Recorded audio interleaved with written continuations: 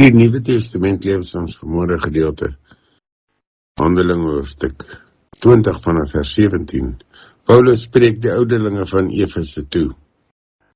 Van Milete af het Paulus 'n boodskap na Efese toe gestuur om die ouderlinge in die gemeente te laat roep. Toe hulle by hom kom, sê hy vir hulle: "Julle weet hoe ek die hele tyd, van die eerste dag af dat ek in die provinsie Asia gekom het, onder julle geleef het, hoe ek die Here in alle nederigheid gedien het, te midde van droefheid weens die vervolginge wat ek deur die komplotte van die Jode moes verduur. Julle weet dat ek niks terughou het vir julle voordelig kon wees nie. Toe ek by julle openbaar gepreek het, in julle huise onderrig het. Ek het sowel die Jode as die Grieke ernstig vermaan om hulle tot die God bekeer en in ons Here Jesus Christus te glo. Nou gaan ek Jerusalem toe, daartoe gedring deur die Gees. Wat daar met my sal gebeur, weet ek nie. Ek weet dat die Heilige Gees my in elke stad verseker dat gevangenskap en vervolging op my wag. Maar alles my lewe vir my kosbaar, reken ek het van geen belang nie, as ek maar net my lewenstaak kan voltooi en die dienswerk wat ek van die Here Jesus gekry het kan klaarmaak. Dit is om die evangelie van God se genade te verkondig. Ek het onder julle almal rondgegaan en die koninkryk van God verkondig, maar nou weet ek dat julle my nie weer sal sien nie. Daarom verklaar ek vandag dat dit nie my skuld is as enigeen van julle verlore gaan nie, want ek het nie nagelaat om die heilsplan van God in sy volle omvang aan julle te verkondig nie. Pas julle self op en die hele kudde wat die Heilige Gees onder julle sorg gestel het. Soos wagters 'n kudde versorg, so moet julle die gemeente van God versorg, wat hy vir hom verkry het deur die bloed van sy eie seun. Ek weet dat daarna my vertrek, brede wolwe onder julle sal indring. Hulle sal die kudde nie ontsien nie. Ja, uit hulle eie geleedere sal daar mense na vore kom wat met leuns en gelowiges agter hulle aan sal probeer verlei. Wees waaksaam.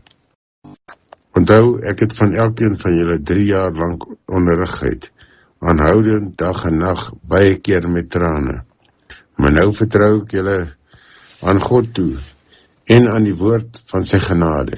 Die woord is magtig om julle te bou en julle in die seëninge te laat deel wat hy aan al die gelowiges as erfdeel beloof het.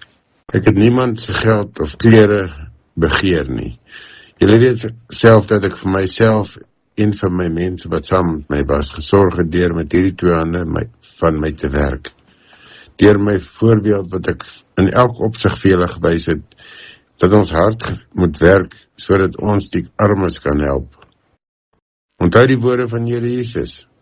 Hy het self gesê, om te gee maak 'n mens gelukkiger as om te ontvang. Nadat Paulus dit gesê het hy saam met hulle almal gekniel en gebid. Almal het baie gehuil en hom omhels en gesoen. Hulle was veral hartseer omdat hy gesê het dat hulle hom nie weer sou sien nie. Daarna is hulle saam met hom na die skip toe. Hierdie gedeelte oor Paulus wat in die Efese besig is, kan ons ook sien dat die gelowiges onder mekaar 'n liefdesband gevorm het. Dat hulle, as hulle afskeid neem, kniel voor die Here. Ja, nie net staan en gebed doen nie, maar ernstig kniel en vra. Ons lees dat Paulus elke geleentheid gebruik gemaak het om die evangelie te verkondig, en dat hy nie die gedeelte ook verklaar dat dit niemand, dat as enige iemand verlore sou gaan, dit nie sy skuld sal wees nie.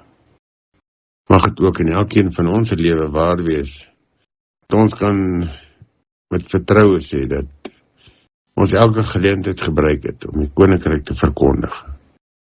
En dat as iemand verlore gaan, dit nie ons skuld sou wees nie, want ons het het volledig aan elkeen met wie ons te doen het, verkondig. En daarom mag in die genade van die Here Jesus Christus, die liefde van God en die gemeenskap van die Heilige Gees met die wees en bly tot in ewigheid. Amen.